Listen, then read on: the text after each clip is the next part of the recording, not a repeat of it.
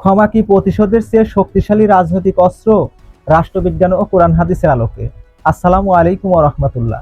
ইতিহাসে এমন অনেক শাসকের নাম পাওয়া যায় যারা প্রতিশোধ নিয়ে সাময়িকভাবে ক্ষমতা ধরে রেখেছেন।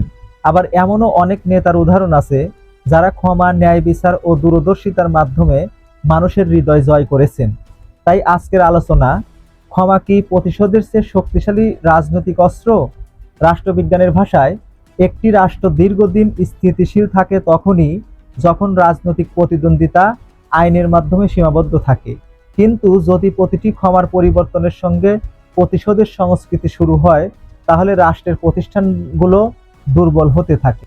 তখন সরকারি কর্মকর্তা, ব্যবসায়ী, বিনিয়োগকারী, এমনকি সাধারণ নাগরিকেরও ভবিষ্যৎ নিয়ে অনিশ্চয়তায় ভোগেন। ফলে রাজনৈতিক অস্থিরতার প্রভাব শুধু রাজনীতিতে নয়, অর্থনীতি, বিনিয়োগ এবং সামাজিক সম্প্রীতির উপর পড়ে। কিন্তু ক্ষমা বলতে কি অন্যায়ের বিচার না করাকে বোঝায়?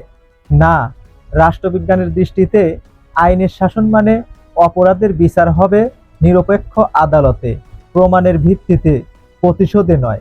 ন্যায় বিচার হবে রাষ্ট্রের নীতি। এবার আসি ইসলামের আলোকে। আল্লাহ তাআলা বলেন, ভালো ও মন্দ সমান হতে পারে না। তুমি মন্দকে উত্তম আচরণের মাধ্যমে প্রতিহত করো।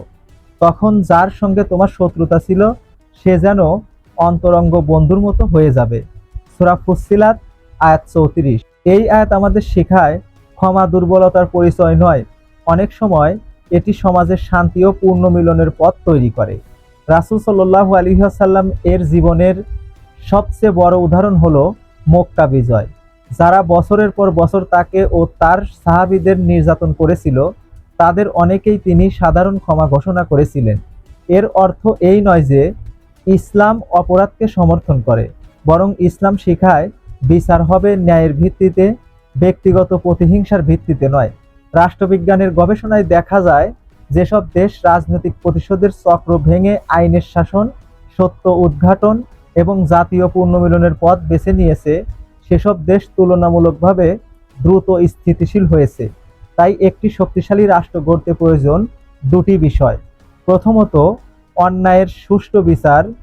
দ্বিতীয়ত, যেখানে সম্ভব, জাতীয় স্বার্থে পুনর্মিলনের সংস্কৃতি। কারণ প্রতিশোধ নতুন প্রতিশোধের জন্ম দিতে পারে, কিন্তু ন্যায়ভিত্তিক ক্ষমা একটি জাতির নতুন অধ্যায়ের সূচনা করতে পারে। আজকের আলোচনার শেষে একটি কথা বলতে চাই, ক্ষমতা ক্ষণস্থায়ী, কিন্তু ন্যায় বিচার, ক্ষমাশীলতা এবং উত্তম চরিত্র ইতিহাসে দীর্ঘদিন স্মরণীয় হয়ে থাকে। ভিডিওটি ভালো লাগলে লাইক, কমেন্ট এবং শেয়ার করতে ভুলবেন না।